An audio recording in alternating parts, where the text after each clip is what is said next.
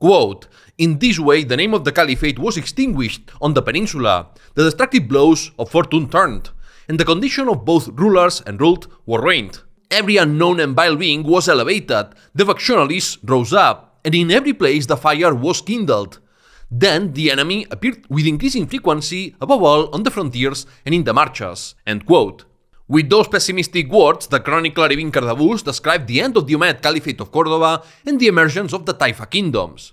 I'm David Cott, host of New History of Spain, and in episode 50 we are going to bid farewell to a period I have covered extensively, the era of political and military hegemony of Islam on the peninsula, Umayyad Al-Andalus. This is one of the most important historical events in the history of Spain because it allowed the balance of power between Christians and Muslims to be permanently reversed.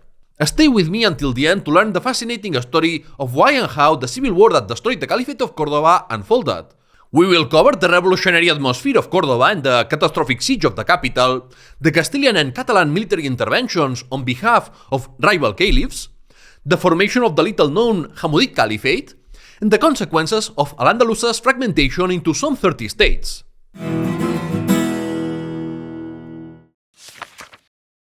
Historical context of the Fitna. First, some essential context. Fitna, which we translate as civil war, is an Arabic word that appears in the Quran and carries deeply negative political and religious connotations. Division and warfare among Muslims were considered the worst of dangers for the community of believers, a trial from God to punish sinners. The word alone tells you how seriously the people living through these events understood what was happening to them. From around the year 980, Almanzor and later his two sons had governed Al-Andalus after usurping the effective power of the Umayyad Caliph Hisham II, who remained a puppet confined to the palace. To understand the conflict that followed, you need to know the three main power groups of the era. First, the Andalusis, descendants of Arabs, Berbers, and Hispanogoths who had been Arabized and Islamized over generations. Second, the Berbers or Amazigh, not integrated into Andalusi society but brought over from North Africa in large numbers by Almanzor to serve in his jihad campaigns. They were distinguished by their warrior skills, pastoral nomadism, and tight tribal organization, which gave them fierce group cohesion.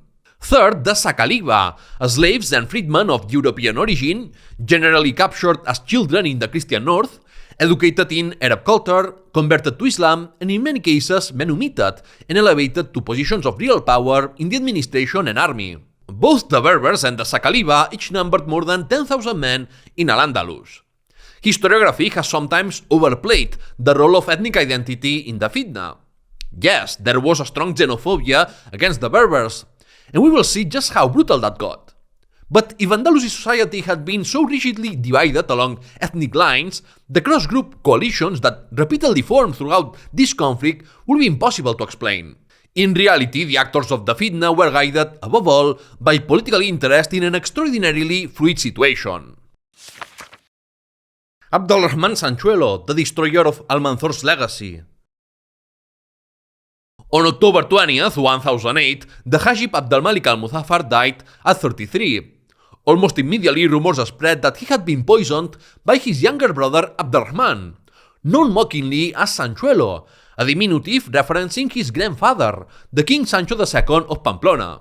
Whether true or not, Sanchuelo assumed power smoothly, with courtier support and no objection from the puppet caliph Hisham II, still confined to his palace. Arabic sources are unanimous in their contempt for Sanchuelo, a fool and a man given to vice and debauchery. And unlike some historical figures treated harshly by their enemies and later rehabilitated, Sanchuelo genuinely earned his reputation. In less than a month in power, he achieved something his father Almanzor had dreamed of, but wisely never attempted. He pressured Hisham II, who was childless, into naming him heir to the caliphal title. This was a catastrophic miscalculation. Almanzor had understood that seizing the symbolic crown was a step too far. He had sounded out opinion, found the resistance too strong, and settled for being the power behind the throne, as we saw in episode 47. Sanchuelo had no such political instincts. He tried to claim the ultimate prize without having earned a single military victory or political achievement of his own. The reaction was immediate and furious. From the perspective of Sunni Islam, it was simply unacceptable for someone outside the Quraysh tribe, the tribe of the Prophet Muhammad, and others like the Umayyads, to hold the caliphate. How could a young man whose only distinction was being Almanzor's son replace a dynasty that had governed Muslims since the 1st century of Islam? Sanchuelo had crossed a line that blew the entire Amirid regime apart. He then compounded the error with the decision of a stunning political stupidity. Rather than stay in Córdoba and manage the crisis his announcement had created, he launched a winter military campaign against Count Sancho Garcia of Castile in January 1009, in torrential rain with the capital already seething with resentment and leaving behind a city ripe for revolt. He was trying to emulate his father's formula of legitimacy through military glory. Instead, he handed his enemies the opportunity they needed. The Revolution of Córdoba, the coup d'etat of Muhammad II al-Mahdi. The Umayyad partisans acted quickly. The operation was funded by Al-Dalfa, mother of the late Al-Muzaffar, who was convinced Sanchuelo had murdered her son and was willing to risk everything for revenge. It was a woman, Sub, who had facilitated the rise of the Amirid dynasty, and another woman, Al-Dalfa, who put the means in place for its fall. The leader was Muhammad, a great-grandson of al-Rahman III, whose own father had been executed 2 years earlier for conspiring against the Amirids. He had every personal reason to want the regime destroyed. On February 15, 1009, Muhammad attacked the Alcázar of Córdoba with just 400 men recruited from the criminal classes of the city. It was a bold, almost reckless gamble. His men disarmed the garrison in a surprise attack, killed the Amirid official left in charge, and poured into the streets shouting, "To arms!" What followed exceeded anyone's expectations. Thousands of Cordobans and peasants from the surrounding countryside flooded toward the palace located to the left of the Great Mosque. Hisham II appeared on a balcony and tried to calm the crowd, but the physically and mentally diminished caliph, who had never governed a day in his life, was not going to be listened to. He abdicated in favor of Muhammad II, who took the honorific title al-Mahdi Billah, the one rightly guided by God, a name with messianic connotations that chroniclers found troubling from the very start. What happened next transformed a palace coup into something far larger. At al-Mahdi's own instigation, the atmosphere in Córdoba was revolutionary. He distributed weapons to the populace, freed criminals from prison, and built a popular militia from men of every trade imaginable, from shoemakers and barbers to butchers and carpenters. The sources claim he enrolled 50,000 Cordobans. Even discounting for exaggeration, the scale of mobilization was extraordinary and historically almost unprecedented in the Islamic world. Why did so many people join? The years since Almanzor's death had brought no great victories, no new plunder, no expansion, yet the heavy taxes to maintain the professional Berber and Saqaliba army remained unchanged. A flood had struck the city the previous month. Unemployment was high, as it was not the harvest season. Peasants, impoverished by years of fiscal pressure, had drifted into the capital with nothing to lose. Al-Mahdi knew how to channel all of that accumulated anger, and his support crossed class lines and included the Arab aristocracy, Umayyad clientele, and religious scholars who backed the restoration of genuine Umayyad power alongside the urban poor. The promise al-Mahdi made to his 50,000 enrolled supporters was straightforward. Help destroy Madinat al-Zaira, Almanzor's palace city, and share in the plunder. On February 16th, they attacked. The garrison of 700 men surrendered after being promised their lives. What followed was a frenzy of looting. Jewels, tapestries, luxury fabrics, columns, marble, even doors and windows were carried off. Al-Mahdi personally kept more than 1.5 million gold dinars and 5.5 million silver dirhams. We know that Al-Mahdi let the free women of the Amirid harem go, but the enslaved women were divided between him and his ministers, an act the chroniclers considered reprehensible. Then they burned what remained and demolished it to the ground. The destruction of Almanzor's great monument sent shockwaves across Al-Andalus. Meanwhile, Sanchuelo received the news of the coup and popular uprising while still stuck in Toledo, unable to reach Castile due to the weather. He turned back toward Córdoba, apparently convinced that loyal supporters would rally to him. They did not.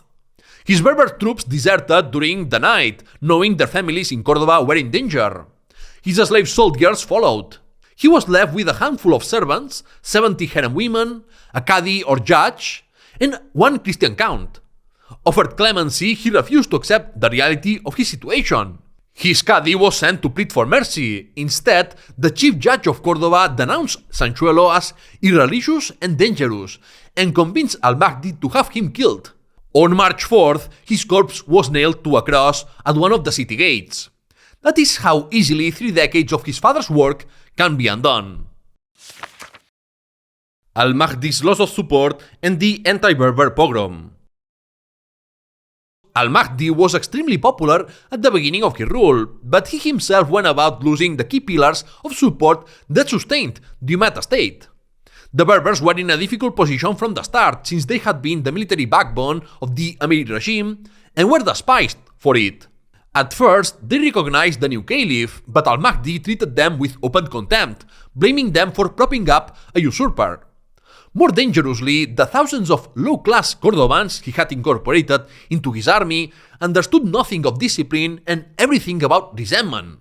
On one occasion, a mob subjected Berber horsemen to degrading treatment, expelled them from the city and looted their homes. The Berbers complained. Al-Mahdi apologized and promised restitution and executions of the guilty. Yet the Berbers could not trust a caliph who couldn't even guarantee their safety. He then exiled a group of Amirid Sakaliba to the southeast and east of Iberia, regions they would soon come to dominate as independent Taifa rulers. In April, Muhammad pretended Hisham II had died and imprisoned the Umayyad he had named as his own heir, apparently fearing a rival claim. And then, deciding he was secure enough, he dismissed 7,000 of the inexperienced popular fighters from his army. In the space of a few months, he had humiliated the Berbers, expelled some Sakaliba, alienated part of his own family, and discarded some of his popular support base. He was only left with the majority backing of the people of Córdoba. When a conspiracy among his enemies led to a revolt in late May 1009, the western suburbs mobilized in his defense and he crushed it. But his response to victory was catastrophic. Al-Mahdi offered a reward for every Berber head brought to him, so he was once again inciting the masses to violence. What followed was an anti-Berber pogrom. Gangs of Cordobans hunted Berbers through the streets. Pious Muslims from Algeria who had come to Al-Andalus for the jihad were murdered. A Maghrebi man was thrown into a pit, his home looted, his wife and daughters raped. People from Khorasan and Syria were killed simply for looking foreign. Even children and pregnant women were killed, and many Maghrebi women were sold in slave auction houses. The wave of attacks was felt beyond the capital, with reports of murders in other parts of southern Al-Andalus. Arabic sources are careful to distinguish between vengeance for a personal wrong and hatred, and what they describe here is hatred. Irrational and boundless hatred towards Berbers. Racist, xenophobic attacks encouraged by the caliph himself. Not all Cordobans agreed with this. Some sheltered Berbers in their homes, horrified by what was happening. After a few weeks, al-Mahdi declared the attacks must stop, but having incited the massacre himself, his reversal only deepened the sense that he was erratic and untrustworthy, which undermined his authority as caliph. The surviving Berbers who had fled the city received repeated offers of amnesty, but they understandably refused everyone. They will find their own way to make al-Mahdi and his city pay for their actions. The Berber-Castilian Coalition and the fall of al-Mahdi. The Berbers proclaimed a new caliph, Sulayman al-Musta'in, another descendant of Caliph al-Rahman III. In a desperate situation, the Berber soldiers headed north, spending 2 weeks eating grass for lack of provisions. They reached Medinaceli and appealed to the Sakaliba general Wadi for support, but he refused and ordered everyone in the Middle March to treat them as rebels. Yet, tribal solidarity proved stronger. Berber soldiers within Medinaceli's garrison broke ranks, joined their kingsmen, and the combined force attacked Guadalajara to resupply themselves. Then, in a search for allies that was becoming increasingly desperate, the Berbers headed to the county of Castile. What happened next is one of the most extraordinary scenes of the entire Fitna. By sheer coincidence, envoys of both rival caliphs, al-Mahdi and Sulayman al-Musta'in, arrived at the court of Count Sancho Garcia of Castile at the same time. Think about what that image represents. In 1004, it had been Sancho Garcia himself who was seeking Cordoban arbitration to secure the regency of the Kingdom of Leon, only to be turned away when the judge ruled against him. 5 years later, envoys of 2 Muslim caliphs were at his door, each begging for his help. He had become the arbiter of the Caliphate's fate. That's how quickly things can change. Sancho Garcia chose Sulayman. The Berbers were more desperate, more military capable, and offering the same territorial concessions as al-Mahdi's envoys. The Count provided the starving Amazigh with hundreds of oxen, sheep, and carts of provisions. Reinvigorated, the coalition marched south. Wadi tried to stop them near Alcalá de Henares, Madrid, and was defeated in August 1009, forced to retreat to Córdoba. A frightened al-Mahdi built trenches around the suburbs. On November 5th, instead of holding those fortifications and making his enemies come to him, he marched out to meet them on open ground. The Battle of Cantis was not really a battle, it was a massacre. The Berbers used the tactic of feint retreat, designed to draw an enemy out of formation before encircling them. Against the professional Berber cavalry, al-Mahdi's army of shoemakers and carpenters didn't stand a chance. The chroniclers claim 10,000 or even 30,000 Cordobans dead, certainly exaggerated, but evident that it was catastrophic. Wadi withdrew his professional soldiers to Medinaceli, abandoning the city to its fate. Córdoba surrendered to Sulayman. In a humiliating reversal, al-Mahdi now claimed he had merely been Hisham II's Hajib all along, and that the old caliph was actually alive. The Berbers laughed, and Hisham abdicated again.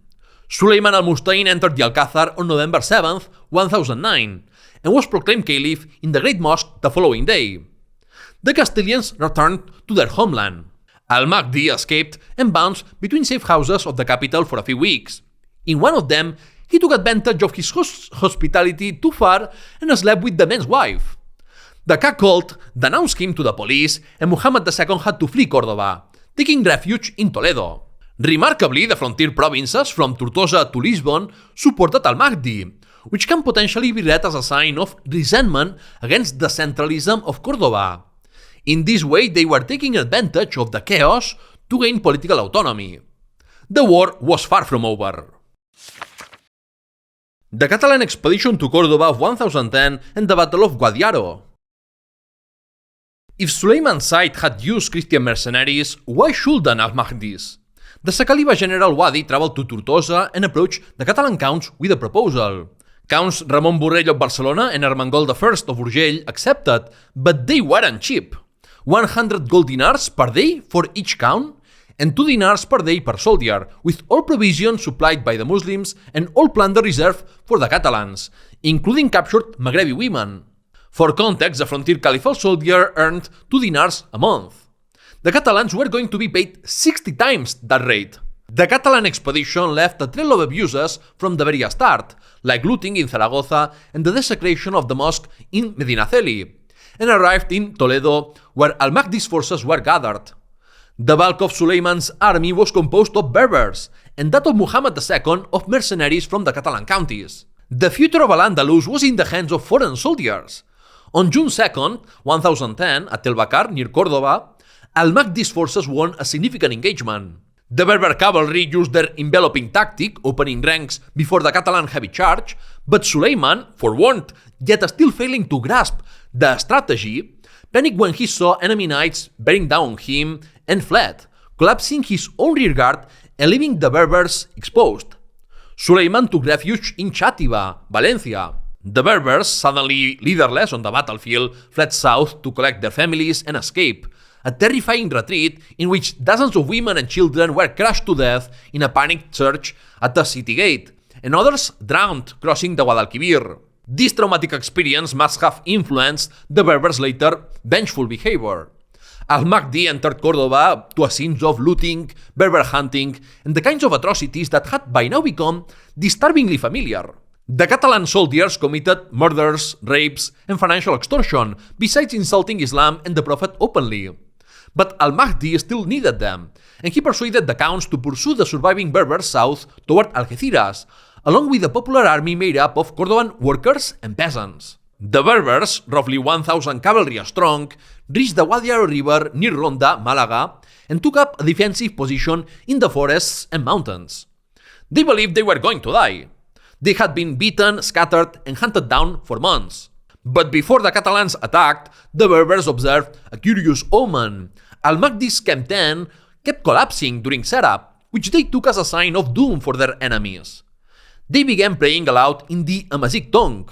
Al-Mahdi, watching from a distance, mistook their prayers for a plea for mercy, and told Wadi he wanted to offer the Berbers amnesty and turn against the Catalans. General Wadi was stunned, and at that moment he must have realized that the Caliph was utterly useless. The Catalans crossed the river and charged, but the Berbers were ready. They absorbed the attack, surrounded the cavalry in the narrow terrain, and then opened their own ranks, sending the Catalans running for the river. It became a slaughter. Between 1,300 and 1,500 severed heads were counted, many more drowned in the Guadiaro. Count Armengol I of Urgell, the bishops of Osona, Barcelona, and Girona, and many other senior figures of the Catalan aristocracy were killed or died later from their wounds. The Berbers were stunned to see that al-Mahdi and his popular Andalusi army did nothing to help their Catalan allies. It was obvious that the Caliph wanted as many of them to die as possible in order to reduce their influence and save himself from having to pay many dinars. But the Berbers hadn't accepted any deal with Muhammad II, and after finishing off the Catalans, they turned on al-Mahdi's army. The Andalusi forces collapsed, and the Berbers seized the caliphal treasury and supplies. In the legitimizing discourse of Sulayman al-Musta'in and the Berbers, they presented themselves not only as victorious warriors of jihad against the Christians, but also as the saviors of Al-Andalus. It is in this era that the earliest testimonies appear of a fear of a possible expulsion of Muslims if the Catalans had won the Battle of Guadiaro. Although this perception was exaggerated, since the northern Christians were not yet strong enough for such a thing, viewing the Christians as an existential threat to Al-Andalus reflects changes in the balance of power. The surviving Catalans returned to Córdoba in a murderous rage. By August 1010, they were gone, back to their counties. The outcome was bittersweet for them, as many Christians had died, but the survivors returned carrying a lot of gold and plunder. For the Count of Barcelona, the economic and political benefits outweighed the risks, since in the following years, he continued to intervene militarily in Al-Andalus. The Siege of Córdoba, 1010 to 1013. The Amazigh had managed to survive and no longer wished to return to the Maghreb. Their goal was none other than Córdoba. Before they could march, al-Mahdi was removed from the equation by his own side. General Wadi, convinced that the Caliph was an irredeemable liability, conspired with other Saqaliba commanders to assassinate Muhammad II on July 23, 1010. Hisham II was restored, and for a few months the old puppet even tried to govern on his own. Wadi became Hajib, offered the Berbers a return to the pre-Fitna status quo, and was refused. Members of the Umayyad family in Córdoba, distrustful of Saqaliba ambitions, pledged loyalty to Sulayman al-Musta'in instead. The Berbers established their siege camp in the ruins of the old suburb of Secunda. In November 1010, they took Madinat al-Zahra as a base of operations, massacring those who had taken refuge in the mosque. The city of Córdoba was now under siege, and it will remain so for nearly 3 years. What the population endured is almost incomprehensible. The Berbers destroyed crops and seized livestock across the countryside, engineering famine within the walls. Since the siege was long, they sent forces to raid other districts such as Valencia, Jaén, Granada, Málaga, and Algeciras. Food prices spiraled in the capital. Plague came. A catastrophic flood in 1011 killed 5,000 people, destroyed 2,000 homes, and brought down sections of the very defensive walls built to hold the Berbers out. By 1012, Cordobans were reportedly eating animals forbidden in Islam, and there was at least one episode of cannibalism. Sulayman al-Musta'in again sought military help from the Count of Castile to bring the siege to a quicker end, but Sancho Garcia was smarter than that. Rather than lift a finger, he sent a message to Córdoba threatening to support Sulayman if the city did not cede certain frontier fortresses. And so it was. After consulting with the city's notables, Wadi ceded to the Count of Castile San Esteban de Gormaz, Clunia, Osma, Sepúlveda, and the imposing fortress of Gormaz, in exchange for his non-intervention. Hisham II was reduced to auctioning off his father's celebrated library alongside jewels, tableware, and furniture to raise money. When Wadi demanded extraordinary contributions from the merchants of the market to hire mercenaries, they refused, as they had already given everything they had. Wadi tried to negotiate with the Berbers, but they murdered the envoy and paraded his head through the streets. This was a fight to the death. When Wadi himself tried to flee, other Saqaliba commanders captured and killed him too, displaying his head as a trophy. The city was consuming itself. Neighborhood assemblies organized resistance. Cordobans swore to fight on, refusing to let their prolonged suffering count for nothing. Hate towards Berbers kept growing and more episodes of murder occurred. But as the months of misery accumulated, opinion fractured. Some wanted peace, others remained defiant. An offer was sent to Sulayman, cease hostilities and keep Hisham as caliph, who will name al-Musta'in his heir. Sulayman threw the letter away. On April 18th and 19th, 1013, a fierce battle took place between the exhausted Cordobans and the Berbers, and the defenders lost. The following day, the Amazigh entered the outer city by fire and sword. For days they carried out indiscriminate massacres, looting, arson, and rape that left scars in Andalusi collective memory for generations. Only the walled city center and part of the eastern suburbs were spared, saved by the former Qadi Ibn Dagwan and other notables who negotiated the protection of their neighborhoods in exchange for a massive cash payment. Shortly afterward, Sulayman ordered the assassination of Hisham II. Hisham, who had spent virtually his entire life as a puppet, refused to join an exodus of Saqaliba and accepted his fate. The scale of what had happened to Córdoba is staggering. The great metropolis of the 10th century, one of the largest cities in the world, collapsed. Its sprawling suburbs and country estates were abandoned. Population estimates for Caliphate Córdoba ran between 250,000 and 315,000 people. But by the mid-11th century, that figure had fallen to around 65,000. The city shrank from more than 800 hectares of residential land to 200. I am struck by how many historians mention the siege almost in passing. They should not. The Siege of Córdoba between 1010 and 1013 was the single most decisive event in the entire Fitna. With the capital in ruins and its population shattered, restoring a functioning caliphate headquartered in Córdoba was practically impossible. The foundations of the centralized Umayyad state were gone.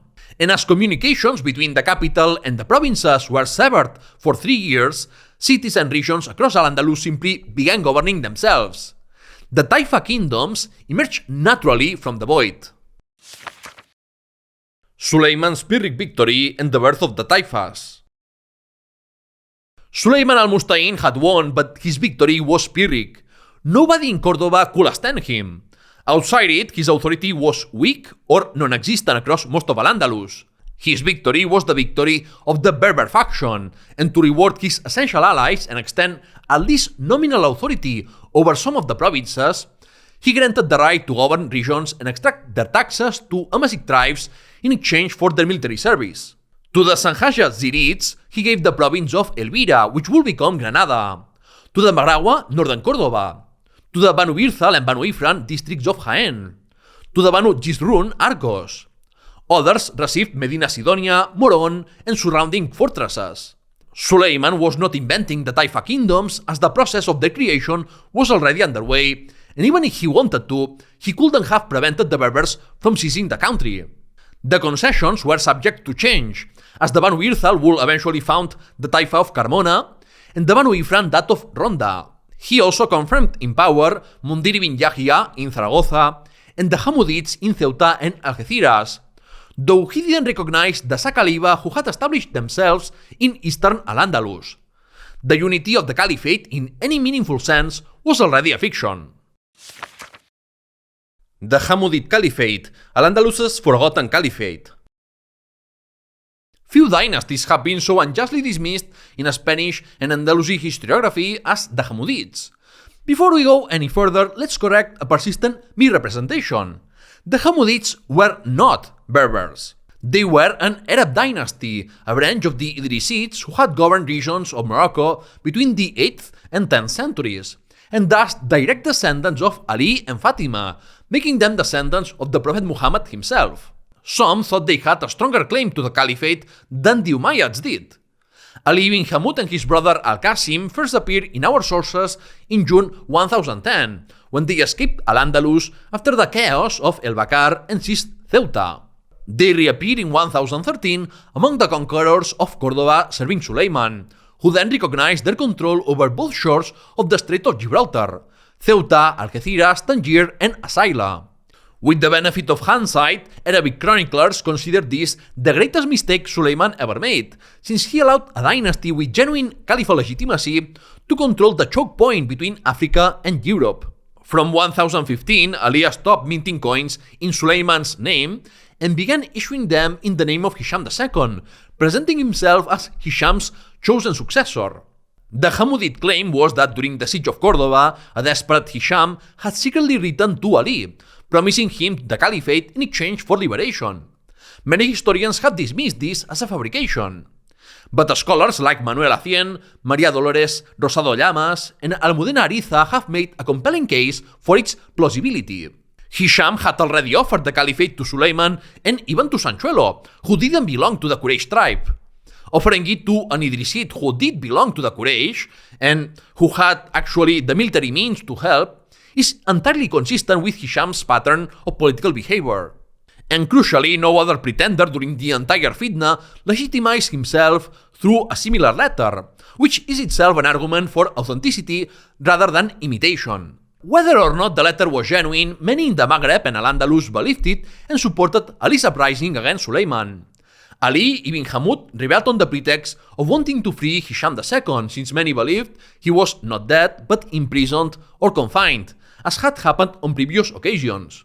He crossed the Strait of Gibraltar, seized Malaga with the support of its population, and with backing from the Saqaliba of Almeria and Murcia and the Zirid Berbers of Granada, Ali entered Córdoba on July 1st, 1016.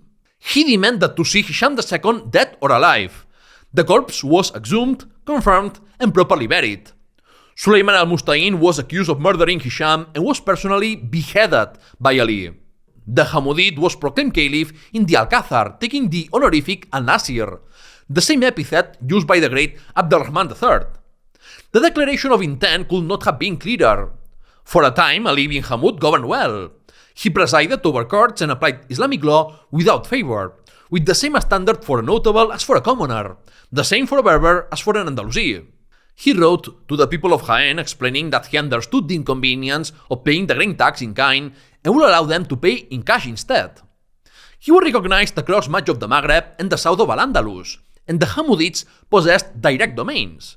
Ali placed his son Yahya in charge of governing Ceuta, his other son Idris in Malaga, and his older brother Al-Qasim in Seville. It is also worth noting that Ali ibn Hammud is the first ruler of Al-Andalus to be called Sultan in the sources, a word previously meaning abstract power, now beginning to mean ruler.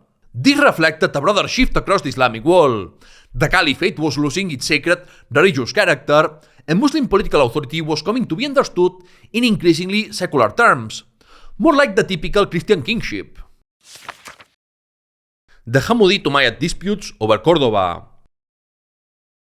The joy lasted less than 2 years. In 1017, the Saqaliba lord of Almeria, Hayran, who had only ever supported Ali in the hopes of finding Hisham II alive, raised up a new Umayyad pretender. al-Rahman IV al-Murtada. Threatened, Ali grew authoritarian. He confiscated weapons from civilians, filled Córdoba with spies, imposed new taxes, and abandoned the impartiality that had earned him respect.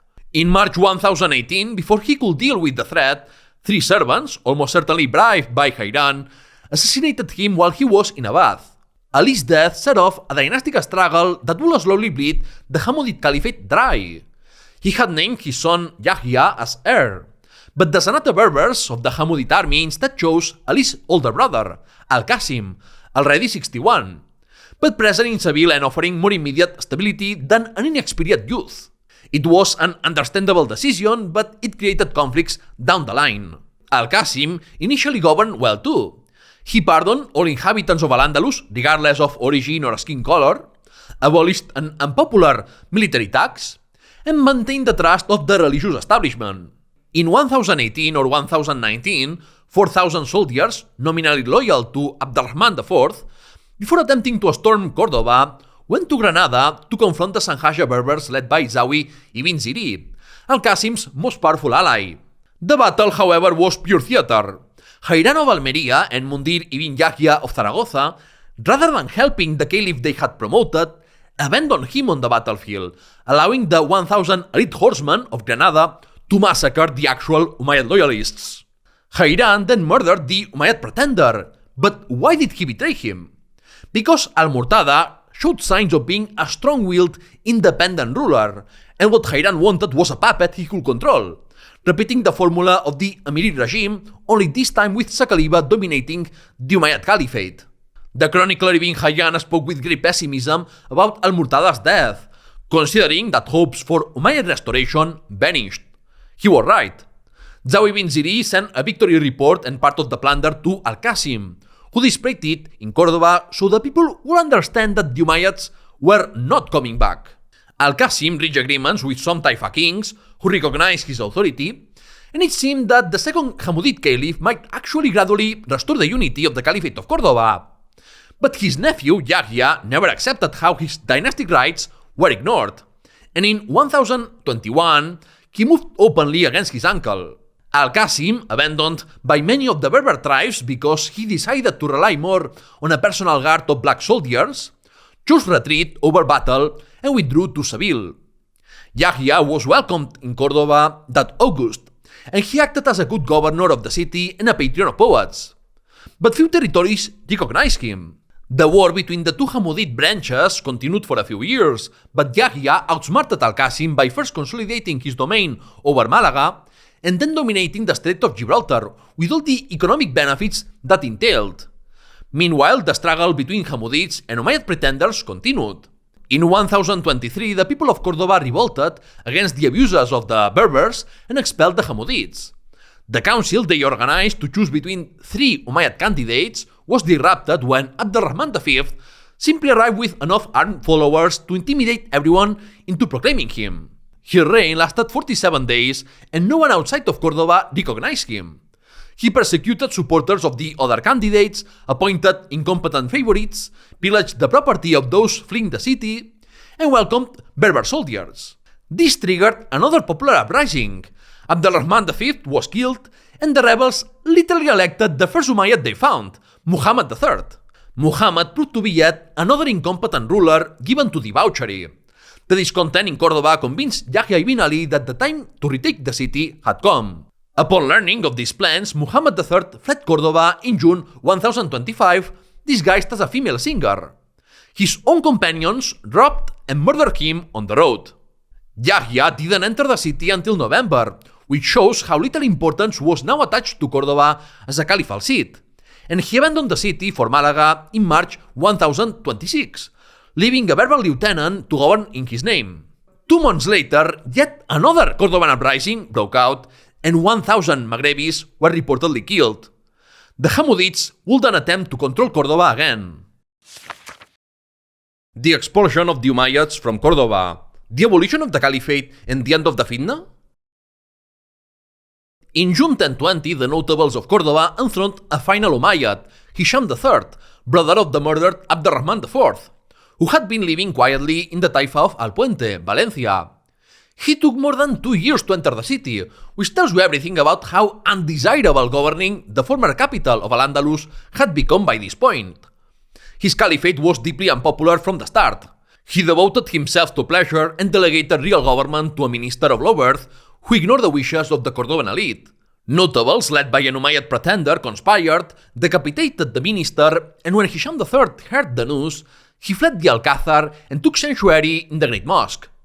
The next day, he was expelled from the city, and the last Umayyad Caliph went to live under the protection of the governor of Lleida and died there quietly not long afterward. On November 30th, 1031, the notables of Córdoba made a decision that was both radical and entirely logical given everything they had been through. They refused to proclaim any new caliph. No Umayyad, no Hammudid, no one. Heralds went through the markets announcing that no one should shelter a member of the Umayyad family. The dynasty was to be expelled from the city permanently, as the glory days of the Umayyads had ended decades ago. Córdoba would be governed by a council of ministers led by the Qadi Abu al-Hazm ibn Yahwar, descendant of one of the original clients who had supported al-Rahman I centuries earlier. The will had come full circle in the most ironic way possible. This raises two questions. Was the Caliphate abolished in 1031? And did the Fitna end then? The answer to both questions is no. Córdoba didn't have the exclusive right to be the capital of a caliphate. 1031 marks the end of the Umayyad dynasty and the end of the Caliphate of Córdoba, which had for years been, in practice, a fiction. Nevertheless, a caliphate in Al-Andalus did not cease to exist.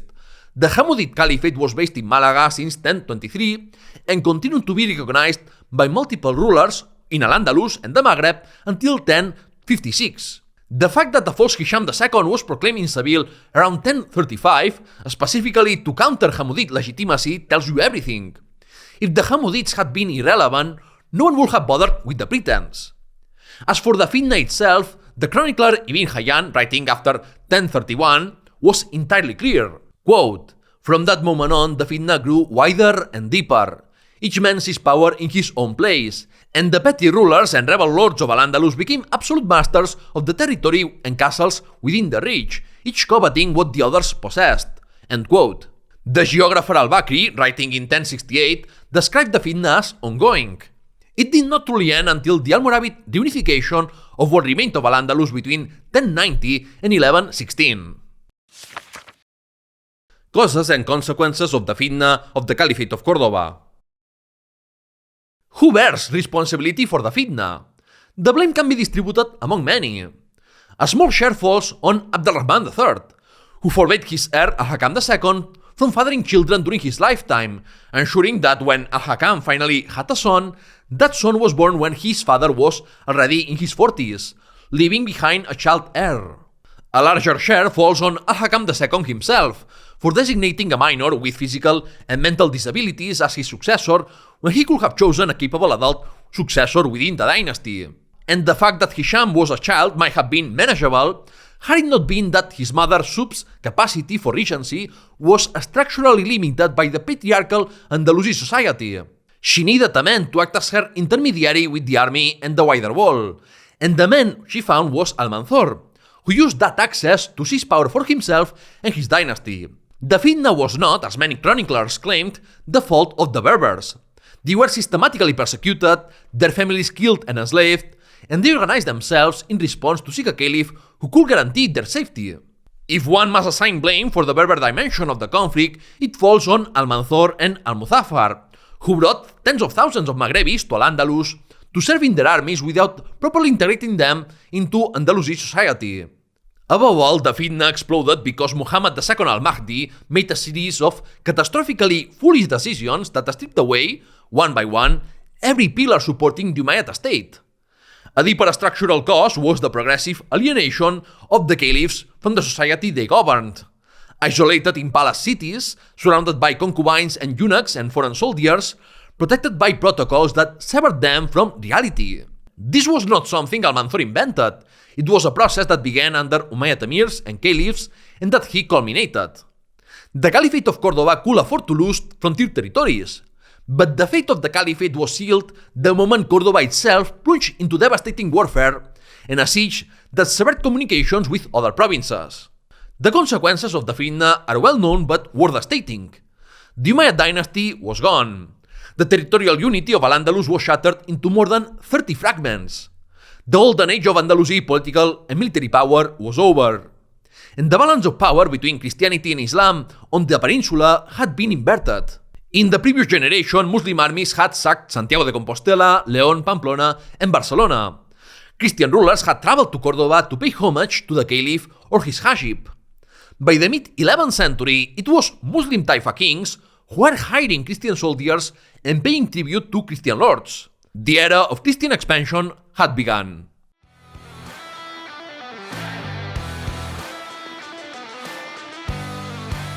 The verdict. Was the fall of the Caliphate of Córdoba inevitable? I don't think so, and I say that as someone deeply opposed to historical determinism.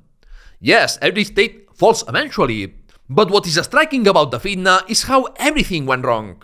It was not one catastrophe, but an accumulation.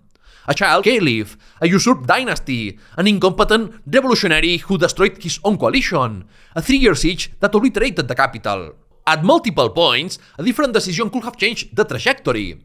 Muhammad II al-Mahdi could have maintained Berber and Saqaliba support instead of systematically alienating both. Sulayman al-Musta'in in his first caliphate could have defeated al-Mahdi decisively before the Catalans arrived to complicate everything. The first 3 Hammudid caliphs, had Ali not been assassinated and had the family not turned on itself, might have stabilized Al-Andalus under a new ruling house. But none of those things happened, and things were never going to be the same. And with that, the verdict ends. That wraps up this episode. Please give it a like and tell me in the comments what surprised you the most about this story. I have finished covering the political history of early medieval Iberia, and if you missed previous episodes, I encourage you to check them out. You can also watch me on my Spanish channel, where you will find much more content, also with English subtitles. I say that because, sadly, this is the last episode of New History of Spain. And if you want to know why, I explain the reasons in a short video. Anyway, thanks for watching up until now, and I hope you remain interested in getting to know more about Spanish history. Goodbye!